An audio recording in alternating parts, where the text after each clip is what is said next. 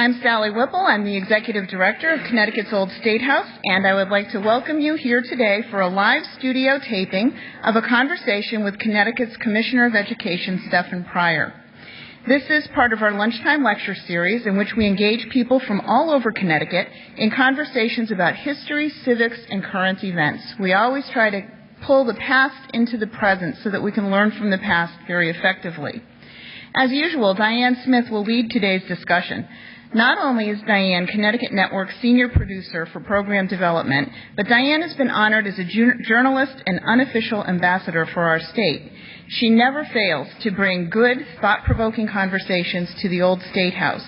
So please join me in welcoming Diane, who will introduce our distinguished guest. Thank you very much, Sarah. Thank you, Commissioner. Commissioner of Education Stefan Pryor was appointed in September of 2011. The Commissioner previously served for about 5 years as Deputy Mayor for Economic Development in the city of Newark, New Jersey, my hometown and still one of my favorite places.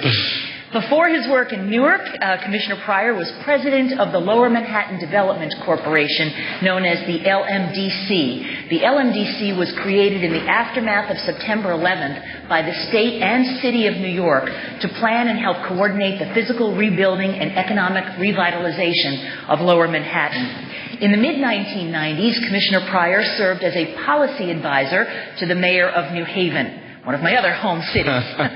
The commissioner, many times. It's a wonderful city, and the commissioner is a co-founder and was the first president of the board of the Amistad Academy, a public charter school in New Haven. Amistad is the flagship of the Achievement First network of schools. The child of two former public school teachers, Commissioner Pryor received his undergraduate and law degrees from Yale University, where he completed the Yale Teacher Preparation Program. And Commissioner, thank you so much for being with us. Thank you, Diane. Such a pleasure to be back with you. Glad to have you. And we will allow you to ask some questions in just a couple of minutes. So if you want to, at some point, you can raise your hand and I'll call on you and we'll try to bring you a microphone so that we can hear you on the television program. Commissioner, many people have changed their priorities since Sandy Hook, including our president, yes, who was here in Hartford last night and gave a very moving speech in front of many of the, or several of the members of the Sandy Hook families. In fact, one of the mothers of a child who was killed actually spoke before him, and they're now in Washington lobbying for gun control. So many of us were affected. How have you been affected by what happened at Sandy Hook? Well, we've certainly all been deeply affected. I was in the midst of the issues surrounding Sandy Hook in the immediate aftermath of the tragedy, and was at the firehouse within a very short period of time after the shootings themselves. And these are events that I think I'm still processing, and I think our whole state and country are still processing. There's just no way to describe the devastation. It's really unspeakable, and it was unthinkable. I think there's a lot of good that is coming out of the incredible community that is Newtown, and out of the best impulses of humanity that have emerged in the effort to improve public safety in our country through efforts like the gun control efforts, to put a greater focus on mental health care. On the gun control issue, the National Rifle Association, I think it was a lobbyist for the NRA, used the term the Connecticut effect, and said that they were, in effect, waiting for the Connecticut effect to wear off. And I'm so proud of our state that it certainly hasn't, and that we passed one of the most meaningful gun control packages in the country just recently, that the President did choose to speak here yesterday as another point of departure for the national effort. And let me say one other thing. I think there's another Connecticut effect that I believe is in full effect and ought to be, and that's the recognition of the value of public education, and in particular our teachers. There were teachers at Sandy Hook School who gave more than we could ever ask of them. They literally gave all. They gave their lives. And they were doing so protecting their children. And I don't think there's any more moving or inspiring manifestation of selflessness than the act of those teachers. And I hope we all establish as part of the Connecticut effect the recognition that teachers go into the profession because they care about kids, They want to help our students succeed, and we need to do everything we can to support public education. Commissioner, I was at an event that I was telling you about with 1,355 people, many of them teachers. There were students being honored from high schools all across the state. And I have to say I spoke to many teachers and a number of administrators who did say that they feel the climate and the tenor and the tone of how teachers are being treated has changed since Sandy Hook. And they do feel that that's going to be a help in moving ahead with education reform. I'm so glad to hear that, because it needs to change. And, you know, I'm a self-declared reformer. I believe we need to improve our public education system, but it shouldn't be at the expense of the quality of life of teachers. And I think for too long we've allowed, I think unintentionally on everyone's part, for the dialogue to get coarse and for there to be the assignment of blame. And I think that we need to get past that. And I think if that can be one aspect of the Connecticut effect, that will be a very good one out of the experience of Newtown. You know, there was a Gallup poll that recently came out, a national poll, that showed that it's a bit surprising, I think. We're all concerned about the well-being of teachers and the self-reflection on the profession on the part of teachers. And the Gallup poll showed that among professions in the country, teachers ranked second for their sense of well-being. A positive finding. Second among all professions, physicians were the only higher ranking. But teachers were at the very bottom or close to it for findings around things like their sense of the quality of their workplace and the way they feel, the degree to which they feel respected in their workplace. So those are things that we need to change over time. I think unintentionally, for the most part, the dialogue becomes blame-oriented and teachers feel bashed, even though that's no one's intention when they think about implementing systems of professional development and evaluation. We need to get past that and past other aspects of that dialogue. Let's talk a little bit about teacher evaluation, because it is part of the bigger education reform plan. And there have been a couple of moves in this legislative session to try to delay teacher evaluation. Why would that not be a good idea or be a good idea, and how are we moving forward on it? Important and timely question. First of all, we conceive of the new system as one of teacher and leader, evaluation and support. It's very important that we always speak of it that way. The predominant purpose of the evaluation system is to provide real feedback to teachers and to principals and other school leaders on their work so that they can help to improve their practice. That's the purpose of the system. Yes, of course, it can lead to dismissal under circumstances that are the minority of cases, and it does need to function that way, but really it's about helping teachers step up their game and helping those entering this selfless profession do even better at what they are so passionate about. We had in Connecticut a system that we developed through consensus among all the stakeholders, including supervisor representatives, including teachers and their unions. We developed a system that we piloted in 10 districts and consortia of districts this year. So we're towards the end of that academic year where 10 districts and consortia are already trying it out, teaching us lessons about what works and what doesn't, about things like how to observe within a teacher's classroom, about what indicators of student learning make the most sense in the system, how to craft all of that. And we are rolling out statewide. We think it's very important to maintain that momentum and let every district, in a sense, give it a try, get involved, because it's so critical that we provide feedback to the teachers who are right there in the classroom and who are delivering instruction. That's the critical difference in terms of how our students' experience is and whether they achieve and whether schools succeed. You have really put Connecticut on the map in the top 10 or 12 states that are really moving ahead in reform.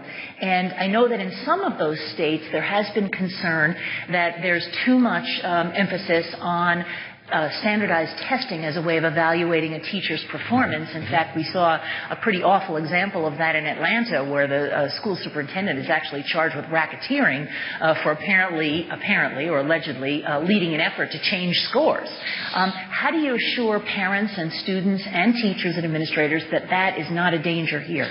I think it's a very important question. And, you know, there are going to be bad apples and bad experiences in any profession and in any effort that is meaningful and where there's a drive towards change. You know, in athletics, there are occasional cheating scandals, and there's the use of steroids and other things that are terrible and shouldn't be. But all of us say we need to police better, and we need to make sure that we support the sport, but that we keep it clean. The same goes for public education. The most important, I would argue, profession of all, we need to make sure that we do the same. How do we ensure that kind of integrity as we move forward? We need to make sure that there's the proper kind of training and there's the proper kind of the equivalent of policing in our case. So that's part of it. I also think we have to make the right investments in public education so that the system functions well. The fact of the matter is that we do need to focus on student achievement as among the most important indicators of a school's success. I would argue the most important indicator. Students need to perform at high levels. There have recently been some findings in international studies. There's a test called PISA that's actually administered internationally, PISA. It's a study that is renowned for its high standards, and it enables us to compare across countries. And we're finding that the United States, among its middle-class students, not even kind of accounting for students in poverty having greater challenges, our middle-class students are still in the middle of the pack. We rank in the teens and the 20s. In mathematics and science. I mean, I get the order right there. But we ought to be at the top of the pack with our middle-class students, and students in poverty, for that matter, we need to close that gap. Now, in this very recently released study regarding PISA, there were some shining lights. There was, I believe it was a Fairfax, Virginia high school of middle-class students performing at the top of the globe. And among high-poverty students, there were schools, including some charter schools out of Newark, New Jersey, that were performing at the very top in their category or close to it with very, very high indicators. There are conventional public schools, and there are charter schools, and there are magnet schools, all of them public schools, that are doing well. We have to create more of them, and we have to do so in an environment that respects the professionals in those buildings and that cares for our students. And if I asked that question in a way that implied that we were fearful of cheating, that wasn't really my intent. Right. My intent was, are we fearful of relying too heavily on standardized test scores as the way to evaluate teachers? It has to be part of the mix, because achievement needs to be way up there, if not at the top, for our objectives with schools, because it is about learning, first and foremost. We do need to be able to measure that. But should that be the exclusive measure? Absolutely not. And that's why I'm proud of this consensus process that's occurred among all the stakeholders, supervisors and teachers and others, to create our system for things like our evaluation and support, because it's one of several indicators. So there's also, in the case of teacher evaluation, yes, there are multiple indicators just for student learning. Test scores factor in, but so do other methods. Curriculum assessments that are generated homegrown right in the school or the district, portfolios of student work that are in accordance with the rubric to look at how students are doing in more authentic kinds of displays of work. And then going beyond student learning, there's the more traditional notion of observation of teacher performance and practice. Observing a teacher in the classroom. How is that instruction in accordance with the rubric for that purpose? And other indicators. We need to make sure that we keep it in that fashion so that it's factored in but not the exclusive. I mentioned that, we're among the leaders of states in education reform. Have we learned anything from the states that have gone before us, either good or bad? We've learned a lot. The most important thing to learn is that all that we aspire for is possible. There are great examples of success. There are schools and there are districts that are making great strides, and we have some of them right here within our midst.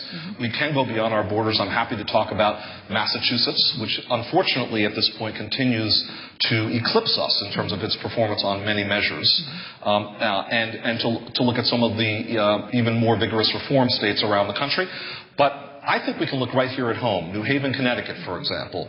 New Haven, which you reference as another point of intersection of ours and a place that you and I both care about. New Haven has done a fantastic version of reform where, through a combination of strategies with labor and management working very closely together, they've crafted a system of evaluation and support for teachers and leaders, of turnaround of low-performing schools, of the creation of high-performing charter schools for kids in poverty to help close the achievement gap, and other measures.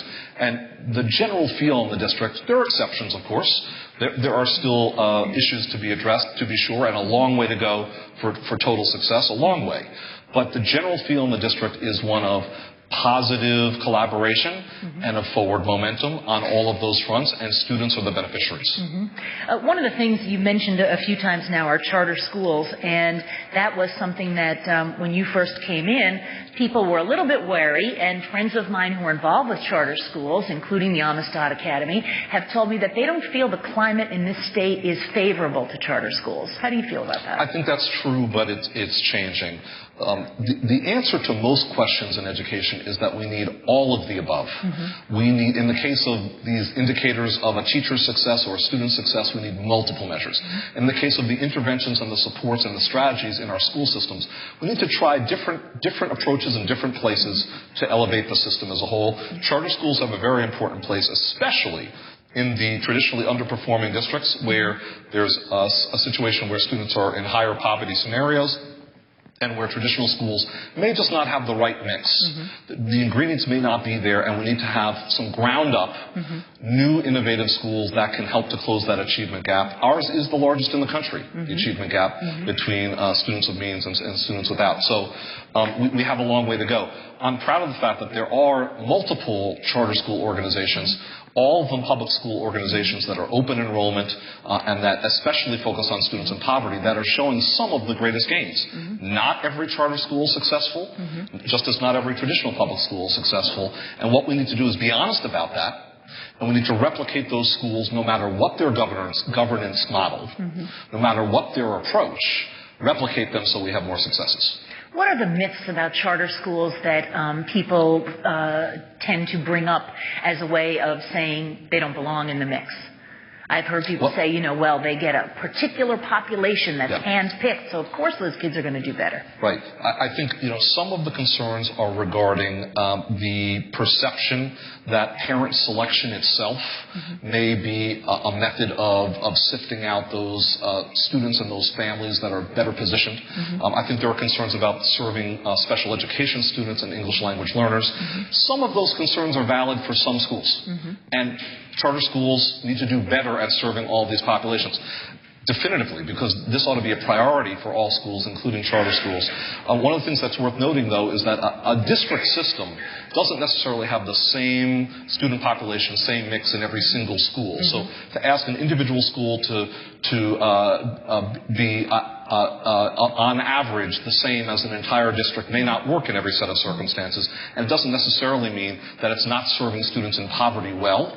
So we need to balance all of these considerations, but personally I think that charter schools need to proactively address these concerns, proactively recruit students who are the most vulnerable, who have the greatest needs, and serve them first, and ensure that their systems are the strongest for it. And there are many charter schools in the country, not all, but many, who do have substantial student populations that are the most vulnerable, have the greatest needs, and perform at very high levels, some of them the highest in their student subpopulation categories.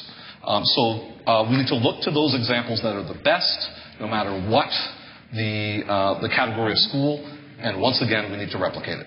Right here in the city of Hartford, previous superintendent split up the high schools so that the high schools had themes. I guess they are magnet schools, but they had the law school, the law high school, and various others.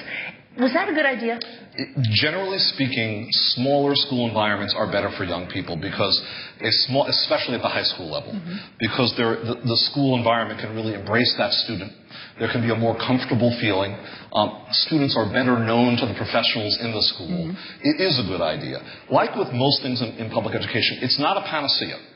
If the morale of the smaller school is low, if the resources are inadequate, if the rigor of the curriculum is inadequate, then it's not going to succeed. So it's not the silver bullet, but the reality is that the smaller environments can be a precondition to success. New York City has had some substantial positive experience with breaking up larger, if you will, factory model high schools. And having success with those smaller schools. I'd like to just open this up if anybody has any questions that they'd like to ask. We're at a point in the program where I'm happy to do that. If anybody wants to raise their hand, I'll be glad to call on you. Yes, sir. Just wait for the microphone if you would. I'm pleased to hear that you're interested in student achievement and in supporting the professionals that can help students to do better. I'm wondering, though, if your department has a special agenda for improving the social studies, the study of social studies in Connecticut. I teach history at Central Connecticut State University, and among the students that come to my class, mainly from Connecticut, I find the preparation of the social studies or knowledge of Connecticut history, knowledge of national history, to be uneven. And so I'm wondering if your department has some agenda to approach that topic. Are there state social studies standards, for example? Is there an effort to improve this area? I'm so glad you asked this question, and the truth is an even more severe negative reality than you described. You were being polite in your description. I fear that social studies is being crowded out of the curriculum in many schools. It's not the only area. I'm going to explain that. But with the understandable focus on English language arts and mathematics, and more recently the inclusion of science, that's been interpreted by some schools and school systems as to the exclusion of all else. And now, it's understandable that there would be a persistent and even an obsessive focus on achievement in these core areas of English language arts and mathematics, but we need to ensure that we have a well-rounded educational experience for our young people. Let's remember that it's not just about succeeding on a test. To be sure, it's not. It's not just about literacy and numeracy. Those are crucial. It's about success in life and having a full life and a full understanding of one's role in one's community and participating in the community. So social studies and civics are extremely important. One of the things that we've done to set forth our agenda, you ask about our agenda, it's a not-so-secret agenda, and it's one that we want to promote more. Recently, the federal government permitted states to apply for a waiver from the Elementary and Secondary Education Act, or as it's also known, the No Child Left Behind Act. We applied successfully for one, and Secretary Duncan actually came to Connecticut in the second round of awards, the one in which we applied, and celebrated our application in that round as one of the best. We're very proud of it. Now, in the application process, it asks you a lot about what you're going to do to change the system of using English language arts and math data in particular to inform your evaluation of schools and to develop, for that matter, teacher evaluation systems. They didn't ask us about other domains specifically, but we told them anyway. We filled in some of the blank space in the application. I think I'm speaking metaphorically, but nonetheless, we provided them information they weren't looking for. We told them that we were also going to assess schools in going forward years on the basis of how they succeed in teaching civics, the arts, and, for that matter, fitness. Because we think that those elements, civics, arts, and fitness, provide for a well-rounded young person. Now, how we do that, how we assess those things to make sure they're being done without being overly prescriptive and providing for yet more required tests, how we ensure that we're capturing the right aspects of those domains, that's a key question. But right at the heart of that is the notion of civics, and we're going to have a lot more to say about that over the coming years.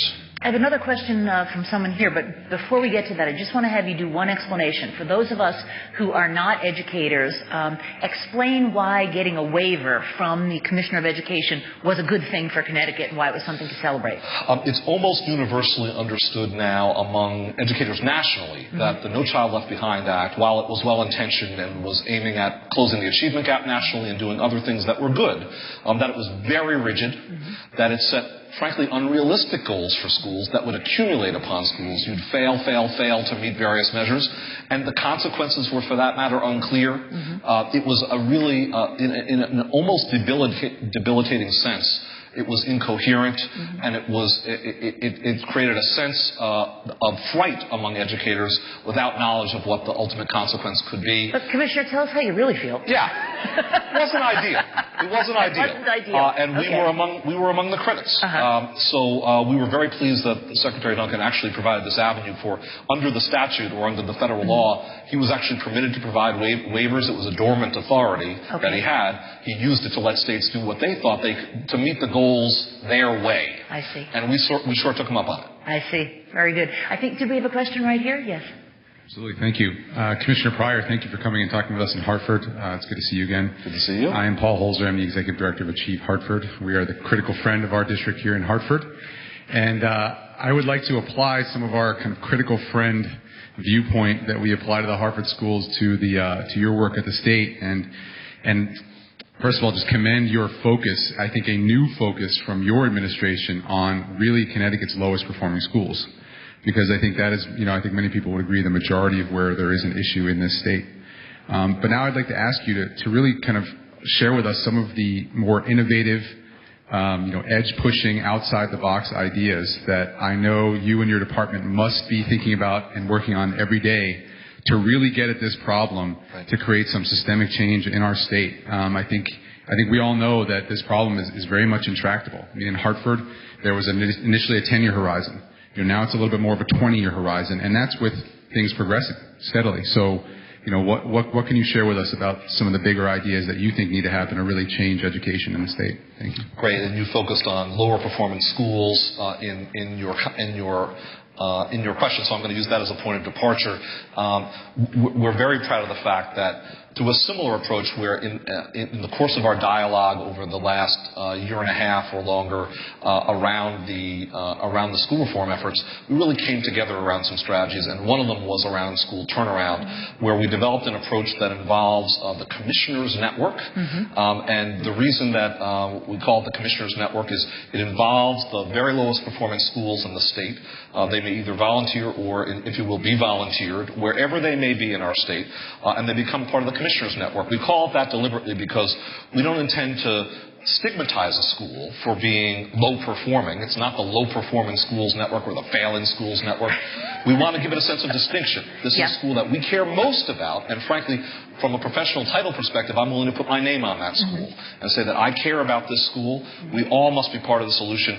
The state can't be on the sidelines and wait for the districts to get there with the resources they need and the flexibilities they need. So to come back to the fundamental notion, we identify the very lowest performing schools in the state. They become part of this network. There's a method under which a turnaround plan may be connected and really can flex many of the rules that may get in the way of reform or in the way of improvement of that school. Very often it takes more time for a school that's serving students in poverty who are coming from further behind in order to help those students get there. So we can help to extend the day, extend the week and have Saturday Academy programming, extend the year. Other changes can be made in the way that teachers and administrators do their work in that school, and more resources there's more dollars provided for the exercise. And really, it's the sense that anything's possible because for too long, too little's been possible at that school. It can be a number of years, it could even be decades, that a school in a given community has been known to be performing below its potential. So we're getting involved in that way very specifically. We're also working with those districts that have traditionally been the lowest performing. Out of the 166 traditional school districts in our state, we identified 30 districts called the Alliance Districts that we're going to partner most closely with. We're going to form an alliance as between that district and the state to help them set forth strategies to themselves tier their schools and look at the schools that need the most help, those schools that are struggling the most, and what are they going to do with additional dollars that we give to them as those 30 Alliance Districts, disproportionate new dollars in the state equity formula in order for them to help get there. The state equity formula. I've been in Connecticut now for over 25 years, and I think the day I arrived, I heard about the debate in the legislature over ECS, Yes. And here I am 25 years later, and I'm still hearing people talk about it. Is there an answer? There is. And for people who don't know what I'm talking about, it's the educational cost-sharing formula. The educational cost-sharing. There is movement in the right direction regarding ECS. There's more work to be done. The governor and the legislature formed an ECS task force to look at all the factors that would contribute to a better formula, and they did some very good work, and it concluded in recent months.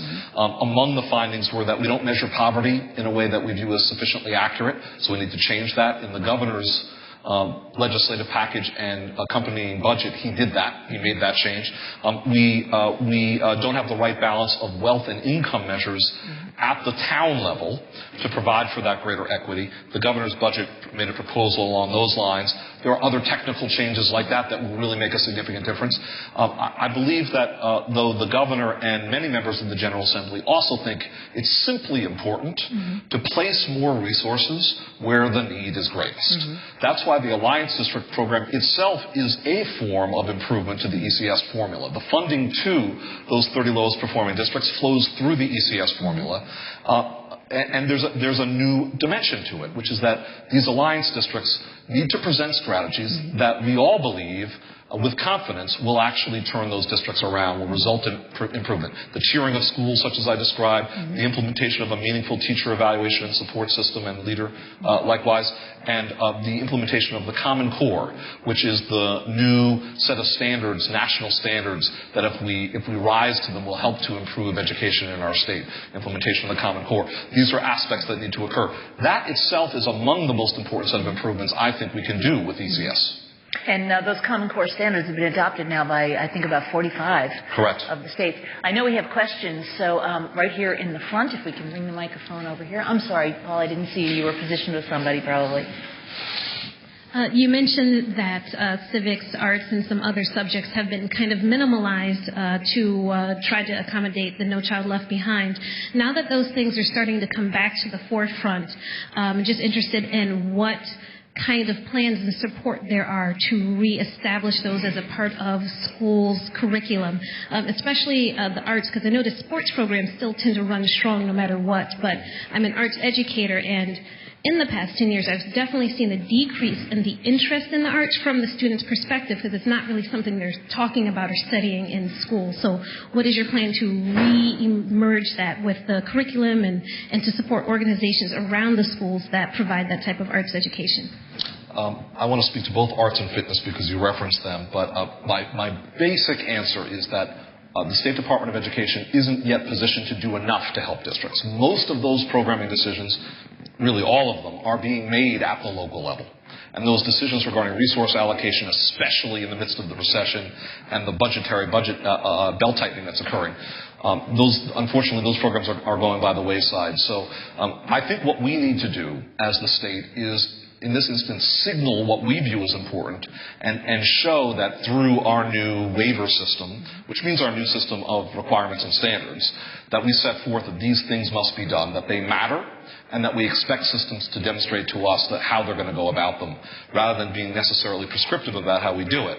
I think the arts is absolutely crucial, and we're going to do more work about that going forward. It really is the next generation, so I don't yet have a report to you on how it's going, and I don't want to yet predict on precisely how it's going to go. But I do want to say that you referenced the fact that sports takes care of itself, and I do want to note that extracurricular sports are very important.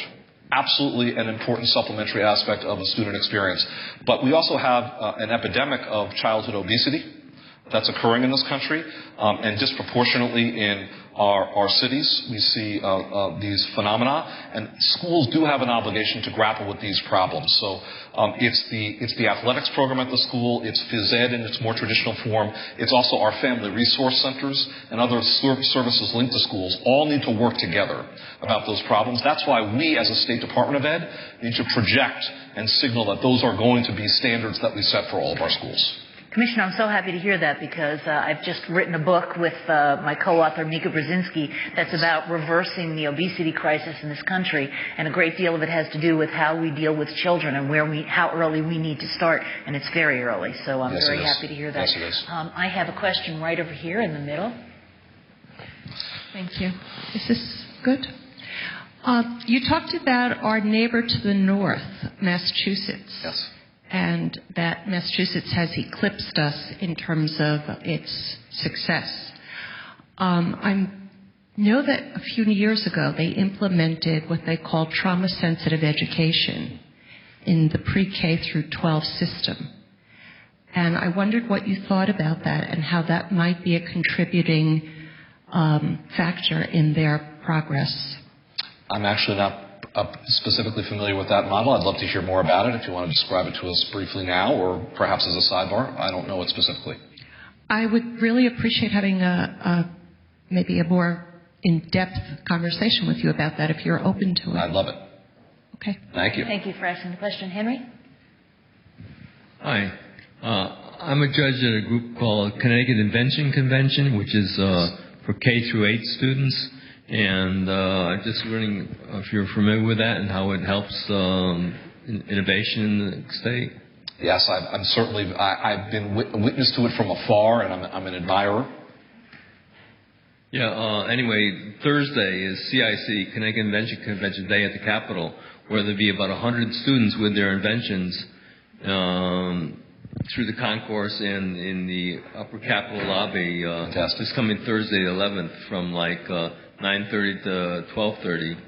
Okay. And their final competition is up at Yukon Stores May 4th, Saturday, May 4th, from like 10 to 2, where there's 600 students from around the state who are finalists of the 10,000 students who actually produce inventions. And over the last several years, some of the kids, after they graduated from elementary school, have actually gotten patents. Thank you, Henry. Thank you very much. Program. I have a question over here. Stuart?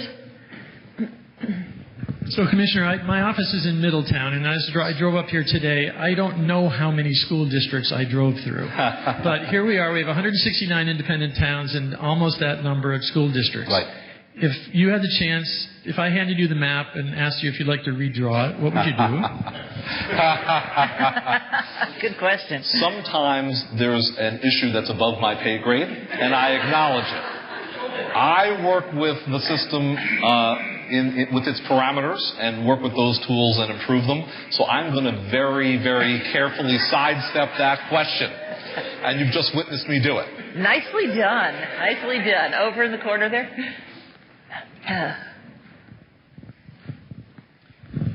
Thank you.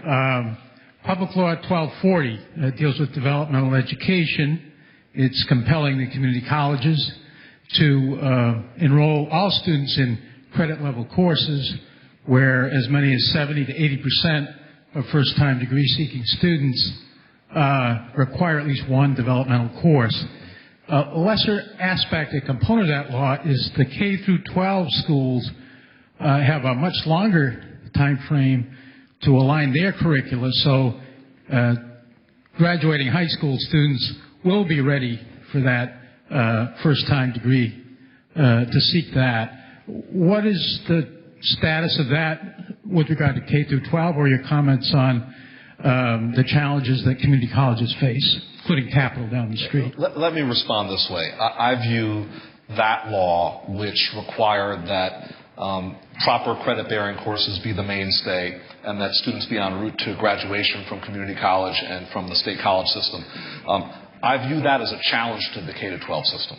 I view that as a statement that we need to step up our game so that students, when they do graduate from our high schools, are prepared for college life. So our entire system needs to be redesigned around the notion that students need to be college and career ready when they graduate. So to me, what that bill represents is yet another clarion call, and a welcome one, to say that all these reforms that we're doing need to happen. They need to happen in a meaningful way and on a meaningful timeline, that we can't let them slip. So that's how I interpret it in the course of doing my business. Mm-hmm. Who else has a question? Right here in the front row.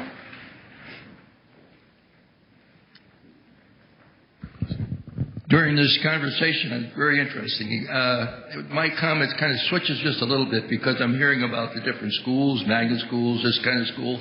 I'm a grandparent of grandchildren that have been homeschooled, and they have done very well. In fact, they've exceeded beyond what I would have thought, because my background was in education. I was a board chairman of our local town. But I did see some real gains in the homeschooling, and I haven't heard anything about that here. I don't know whether that comes under your, thinking of the planning for the overall education system in the state, but it's growing, and I just wanted your comments on the homeschool side. Homeschool is a very legitimate option for families that can do it. I mean, most families are not positioned to conduct homeschooling in a way that they would favor, and that's why we have a public school system. So I think that will be true in perpetuity, and it ought to be true. But I think that homeschooling can be the right choice for a given family. I do think that the world of electronic learning will make it even more possible, because there will be the potential of watching a course online and supplementing home instruction. I will say this, though. For the students who are the most vulnerable, for students in poverty, for the students who are suffering at the wrong end of the achievement gap, homeschooling will rarely, if ever, be the right choice, because the school as a structure, with its environment and the community that it provides, and with all of the resources thereof, will be the place we have to concentrate our efforts, at least. So that's where our dedication needs to remain. Commissioner, with the mention of online learning, it occurred to me we've seen in the last few years how many divisions in state government, for instance, social services and what have you, are so far behind in terms of their usage of technology. Right. I'm not going to ask you about the actual Department of Education, but the schools. What do you think how are we doing in terms of bringing technology into our schools? We're getting there. There are districts that are doing a phenomenal job, and there are districts that are lagging behind. We all do need to pay closer attention to this issue. I, for one, think that the days where we have in schools and districts banned cell phones, students from bringing cell phones into schools, will be switched with new days in which the handheld device will be the primary mechanism of communicating with the electronic whiteboard. Yeah. That's going to become the new mode of teaching. There are districts that are moving towards bring your own device methods of doing instruction. We need to adjust with the times. If students are going to be adept at inputting, let's be thankful that they're dealing with a form of expression of literacy in electronic devices, and let's use that and capitalize upon that to engage them in learning in a way that they'll view as exciting. That is where I think, and way beyond what I've just described, is where we need to go with education. Some districts are doing that exact thing, the bring your own method, and some are investing in more technology infrastructure, which is extremely important. There'll be a while until the smartphones will be the primary mechanism, to be sure, and we need to see a lot more of it, not less. Dawn, I think that you had a question. Hi, Commissioner. Thanks for taking your time. I know you're really busy. One of the things we talked about today is schools, teachers, and children. I wonder if you can talk a little bit about your goals and your priorities around engaging families, not only in school reform, but at the local level, because you have a great audience here through CTN to rev people up and get them out to help you. That's wonderful. Thank you for the opportunity. You know, parents are young people's first teachers. And it's essential that we engage parents and other caregivers in households in the process. We've done a lot at the state level to try to make that possible, but it really needs to be a whole community effort, a whole state effort. It can't be done purely through the education system. But let's talk about the education system. One of the things that we've done is we've created in many of our schools that are highest need family resource centers. I've referenced those quickly, but they're extremely important. Unifying the array of services for families and creating welcoming spaces for families in schools. We've also, speaking of technology, Diane, we've also initiated in the last budget that the governor introduced in the capital budget a very small allocation, little noticed, regarding parent and teacher communication. I think it's important that we build technology infrastructure. Getting back to the cell phones, let's text parents how students are doing in school, progress reports, so parents can reply wherever they are and interact with teachers where that's the right thing for that given school or district, if that fits the milieu. We need to get out of the notion that the idea of parent involvement is if parents are able to make it to a parent-teacher association meeting. That's a very important element of school, and we have a very active PTA, in fact PTSA, in this state, and bless them for their work. But many parents just can't make it to those meetings, and it's not just lower-income parents, it's substantially lower-income parents, but it's parents of every income level. We need to reach parents where they are, provide more information, help them to get involved with their students' education. And back at home in districts, as to a call for action and involvement, I think parents need to work more closely with schools to find out what would work best for more parents, and for that matter, for parents who have the least accessibility to a school. What are the modes in which they might want to work? And let's invent new ways to involve such parents. I find that interesting because as I was preparing for this interview, I was reading a column about a week ago by the Washington Post columnist Eugene Robinson, and he said, school reform cannot be something that ostensibly smart, ostentatiously tough superstar superintendents do to a school system and the people who depend on it. Reform has to be something that is done with a community of teachers, students, and parents. It's so true, and one of the other elements that we introduced in the Education Reform Act and the accompanying budget last year is something called Parent Universities. It was a small grant program, also little noticed, where we ended up in 3 different communities around our state, helping the school district to partner with nonprofit organizations and set up an academy, a university for parents, to help them figure out how to navigate the system, how to find out the information they need about their students, how to engage at the kitchen table with a student to help progress his or her learning. We need to do more of that because it has to be a community enterprise, as you just said. The notion of a Superman or Superwoman superintendent coming in with a cape and saving the day is totally unrealistic. It isn't the right way to think about it. And that's why it's also so important that we build communities of teachers and other educators in a district who feel invested in that place, who have not only a good sense of well-being, which this Gallup poll shows that they do, but also a sense that they're respected in their workplace, that they're included in the profession. We have about 7 or 8 more minutes, so time for a few more questions. Yes. You referenced the PISA evaluation before, and I'm familiar with that. Yes. And actually in the math and sciences, we're below the middle of the stack, which is why there's been a huge focus on building the technical capabilities in our K through 12 system from the president all the way down through the governor. And I'm wondering, what is your roadmap for the state technical high schools? Because I see a lot of charter schools popping up that are technology focused. And I also see, and maybe I'm wrong, that the technical high schools are having their funds reduced and some of their programs cut out. So do you have a vision for them? We do. Another very important part of the Education Reform Act was a change in the governance structure for the technical high school system in anticipation of a big exercise to improve them. For the longest time, the technical high schools of the state have reported directly to the State Board of Education. And with all the business the State Board of Ed has to do, they weren't necessarily the first priority, nor could they be. Actually, there were a number of board members who cared deeply about them and continue to, but we thought that the technical high school system deserved a board of its own, a school board, like any proper district would have. So it now does have a governing board that includes representatives from the public sector and from the private sector, including major employers, to actually govern the system in a way that will lead to great educational experiences for students and employment opportunities for students in the Connecticut economy. We just had a meeting, as a matter of fact, yesterday with the Commissioner of the Department of Economic and Community Development and the Department of Labor and myself with the chair of that board to talk about the different perspectives on the labor market and the different ways in which we can provide for opportunities for young people. That's the kind of dialogue we need to have, and I think we need to look not only nationally at the best VOTEC schools, but internationally, so that, if there are outstanding European or Asian school models that we ought to be adopting here in the area of technical education, we do so. So that's a hint as to future direction. We have time for a couple of more questions, yes?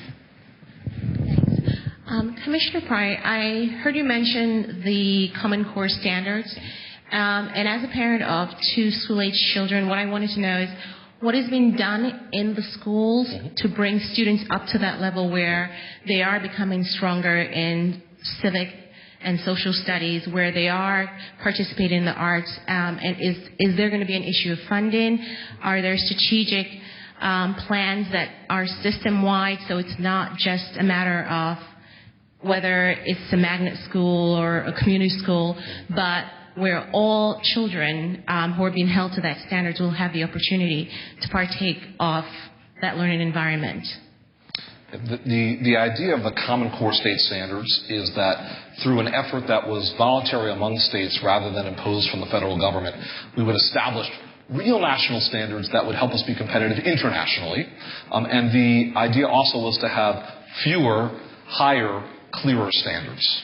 So that instead of trying to in a very quick way and perhaps a superficial way, cover the curriculum in a given class in school. Instead, you're trying to ensure that you're customizing instruction and teaching that given student and that class of students. Covering the curriculum is a race that we don't need to be in, because we all know that for the purpose of lifelong learning, it's more important that you learn about the process of learning and you learn some core skills and some key background knowledge, and you become a better citizen in the course of your education. Not just that you have exposure to a wide range of facts. So that's the exciting aspect of these higher standards that have been established through the Common Core. It starts in English language arts and mathematics. English language arts and mathematics, that is the focus for the Common Core. And what's going to happen is every district in the state is now working to get itself up to speed to ensure that it understands these finer standards, if you will, all the better, so that it can pursue them. There's a lot of work going on out in the districts. The State Department of Education is working closely with districts and partnerships to help them get there. There's also going to be brand new assessments, new tests that are much better. And they're much better in a few key ways. First of all, they'll be linked to those standards that are fewer, clearer, and higher, and that's very important. They'll also be computerized adaptive tests out of something called the Smarter Balance Consortium. And those computerized adaptive tests will enable you to go a bit deeper when a student gets a question wrong and probe where that student's knowledge is for the purpose of helping to inform instruction. And even more so, those end-of-the-year tests, they'll do some of that. But the formative exams, the interim assessments that occur during the year will provide for diagnostic opportunities for teachers. You know, tests ought to be not simply high-stakes accountability measures at the end of the year. We need to do that. We need to know how our schools are doing. We need to know if our students are doing well enough and if we're competitive with other states and nations. But it really needs to be a diagnostic tool that helps feed back to teachers to help teachers improve their instruction and students learn more. That's the era that we need to enter, and we're doing it. Mm-hmm. And I think, the institution of technology in all of our lives makes lifelong learning more of a possibility. And I think maybe we learn differently now, and maybe which is good for us baby boomers who are forgetting everything we learned. We don't need to have as many facts. We can look those up. What we need to know is how to learn and how to find facts and how to take the facts to the next level. Exactly. Yeah. I think we have time for one more question in the back there. Thank you very much. I'd like to go back to a second when you were talking about technology. My generation, when I was in school, we started being introduced to the computers, and as I progressed, the technology, became better and better. And I do applaud you for wanting to introduce technology to our children. I mean, yes, that is where our world is going. But at the same time, there have been studies, and we still don't know the long-term effects of children staring at computer screens and staring at these tablets. But there have been some studies done that show it's actually hindering their fine motor skills. They don't know really how to hold a pencil anymore because they're just tapping a screen. They don't have social skills because they're staring at that screen. They don't know how to interact with their peers. So as much as it is important to have that technology, if we solely focus just on that technology and we don't teach our kids, I guess you can say the old school way, how to flip through books in a library, how to use the Dewey Decimal System, aren't we almost setting them up for failure? If there's a theme you've heard from me today, it's all of the above. Mm-hmm. Education needs to draw upon all the resources of society to help our young people learn. So if technology is available, we do need to draw upon it, but not to the exclusion of traditional handwriting, not to the exclusion, in my view, of the good old paper-bound book. I still believe in those ideas, and I think that we will, for a very long time, need to rely upon them. So it's both and, not either or. But I will say this. There is an inevitability about the presence of technology. It's only going to grow. It's not going to go in the other direction. So what do we do about the fine motor skills that you acquire, to your point, when you learn handwriting skills? Well, maybe we have to introduce a stylus to the tablet. By the way, Apple has, for the longest time, ignored that need. Very famously, Apple has tried to avoid it. I think we need to re-enter that world and hybridize what we know about the need. When taking notes, it's often a lot easier than clicking on the buttons, is to actually take notes in that way. Penmanship was my best grade in school, by the way. In your honor, then, we must continue. And my point is that we need to adapt to the current reality and to the future reality, and that's what education is going to continue to do. I can't think of a better way to wrap this up than that statement. So, Commissioner, thank you so much for being with us. We're so appreciative. Thank you. Diane, Commissioner, and to everybody in the audience. We really appreciate you being here today with your wonderful questions. The Old State House has always been a place of education. The American School for the Deaf was originally launched from this building under legislation in the 18th century or early 19th century. And Noah Webster, Schoolmaster to America, was a legislator in this building. So we're very glad that you could come here today to honor education. And if you would like to leave your name and contact information to find out about further programs, or if you need your parking validated, you can stop at the desk outside the store. Thank you again. Thank you. Well done. That was a lot of fun.